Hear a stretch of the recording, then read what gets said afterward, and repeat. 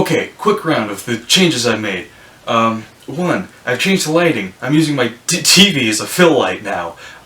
Two, it's 24 frames per second, standard cinematic frame rate, which also means I get to use more of my sensor, which means less with noise and whatnot. Also, the light is much closer, and you can't hear it yet, but I've fixed the audio. You are now listening to the Audio-Technica 897. The Audio-Technica 897 has a line and gradient polar pattern. This means that it projects the majority of audio from the sides and rear while keeping a focus on what it's pointed towards. Right now, that is my mouth. The Audio-Technica AT897 is great for vlogging or any situation where you need directional audio, as to not pick up surrounding noise. It's not perfect. No shotgun microphone is. It will pick up reverb if there is reverb, as you can hear. The frequency response is from 20 Hz to 20 kHz. This means it captures the entirety of the theoretical human hearing range. On the body of the microphone, there is a switch to turn on and off the high-pass filter. What this does is let higher frequencies pass while cutting off lower bass frequencies commonly found in handling noise and wind noise. Since this is a condenser microphone, you will need to supply power of some kind. You can do this either by using 11 to 52 volts of phantom power or by simply unscrewing the microphone and putting in a AA battery. The battery should last a theoretical 1,200 hours of recording. In the box, you will get a pleather carrying case. Inside the case, you will find the microphone, documentation, a warranty card, a AA battery, a mount for a standard tripod, and some O-rings. So, for all of this, you only have to spend $250, which may be a lot for a microphone to you. But shotgun microphones are very, very expensive. Some Sennheiser models will cost upwards of $750 or even thousands and thousands of dollars. This is not a $1,000 shotgun microphone. What it is an excellent value. As you can hear, it's doing a pretty good job in this non-studio environment. The closest thing I have to foam paneling is the bed I have in front of me. As you can probably hear, it has a very low self-noise as well.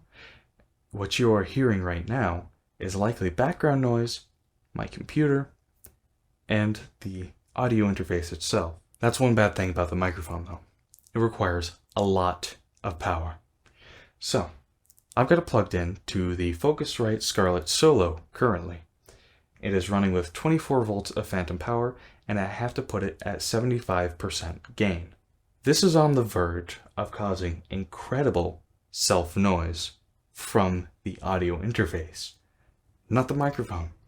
If I were to plug it into the Behringer Q12-2 USB, you would not hear this noise. The only noise you would hear is from the fact that it's 16-bit instead of 24-bit, which we can talk about later.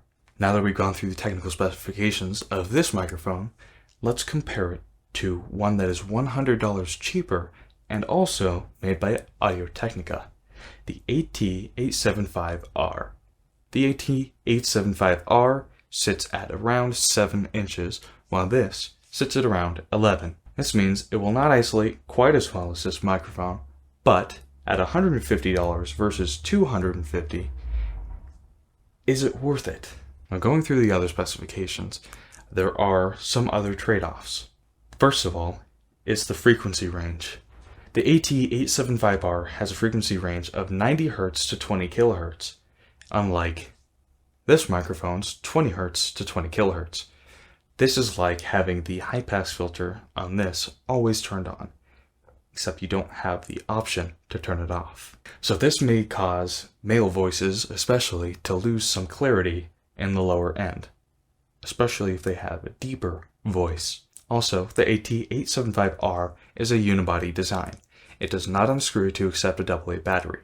You will rely on phantom power alone. I had the choice between these two microphones and I chose the AT897. The reasoning behind my choice was the greater flexibility offered by the AA battery as well as the better frequency response. I never use the high pass filter because I can always do that later. I'd rather have the option to turn it on and off at will. So how does this compare to other options in its price range? Well, currently, Audio-Technica has another shotgun microphone for just $20 more called the Audio-Technica AT835. The Audio-Technica AT835 features a frequency response from 40 Hz to 20 kHz and has a high-pass filter on the body just like the Audio-Technica AT897.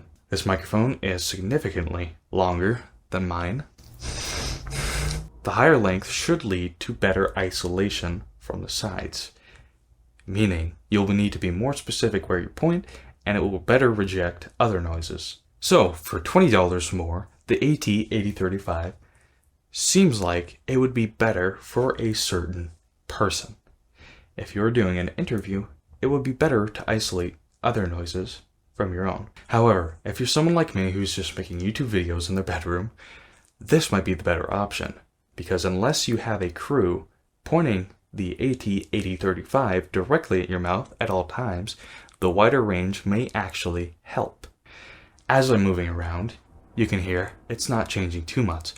Obviously, if I go too far, it won't sound as good. But it is much wider than the AT835. The AT835 is much better suited for interviews where you are locked in a certain position and you are unlikely to move. This would be better for on the go, or even the AT897 would be better for vlogging because it's wider, but not a cardioid microphone. Cardioid polar pattern gets its name from the fact that it's shaped like a heart. This means it's accepting of side, front, but not back. A cardioid polar pattern is ideal when you are close to the microphone. This will simultaneously increase your presence while also providing a wider soundstage so that it doesn't sound like you're a little bug in someone's ear crawling around. What the Neo, you okay? Please don't yak on the carpet. AT897 is in between cardioid and line and gradient and has what's called a super cardioid polar pattern. It's more specific than a cardioid, but not quite as specific as a line and gradient. This makes it ideal for vlogging, where you'll often not be perfectly aligning the microphone with your mouth, but you'll be close. I just wanted to make a quick correction here. The AT875R is likely not best for vlogging. It's probably best for going to events like E3 or PAX, where you'll be holding the microphone closer to your face, sort of like a news anchor out in the weather. It'll help block out noise, but it'll be closer to you, which will help block it out more than if you were using a shotgun microphone that were further from you, and it'll help reject background noise. So it's sort of like a self-interview. Obviously, these are only a few microphones. There are thousands of shotgun microphones, but from my experience, Audio-Technica has been incredibly reliable. They've had great build quality, and they are an incredible value.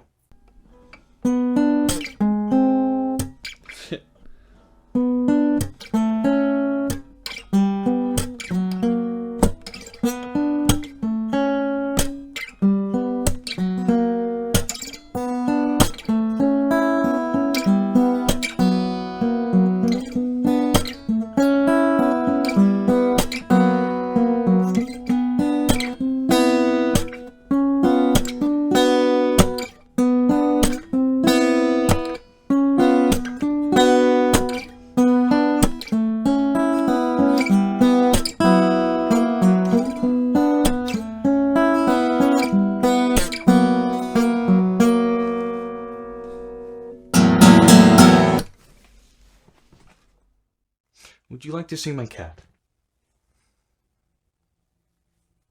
Yeah, you won't leave me alone.